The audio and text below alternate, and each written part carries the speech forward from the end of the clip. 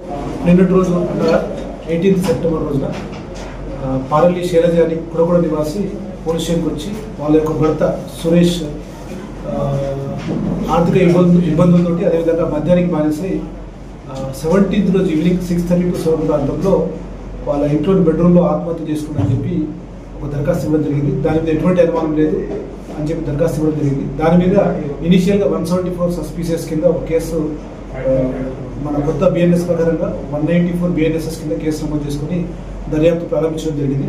దర్యాప్తులో భాగంగా బాడీని post mortem PME post mortem చేసే క్రమంలో ఇంక్వెస్ట్ చేసే క్రమంలో కొంచెం అనుమానం కలగడము, అదేవిధంగా ఎవరైతే మిగతా సాక్షులున్నారో వాళ్ళు కూడా కొంచెం అనుమానం ఉందని చెప్పడం జరిగింది.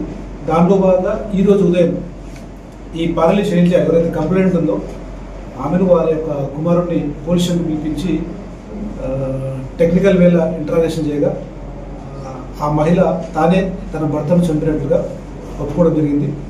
రీజన్ ఏంటంటే భర్త రోజు వచ్చి బాగా తాగుడుకు బానిసై రోజు కొట్టడం, అదేవిధంగా వేరే వాళ్ళతో సంబంధం అంటగట్టడము, కుమారులతో కూడా అంటగట్టడము, ఈ రకంగా విసిరిపోయి ఈ భర్త చనిపోతేనే మనం ప్రశాంతంగా ఉండొచ్చు అనే ఉద్దేశంతో కొడుకుతో కలిసి అతని మర్మాంగాలను పిసికి ఆ తర్వాత చున్నీతోటి మెడ బిగించి చంపడం జరుగుతుంది.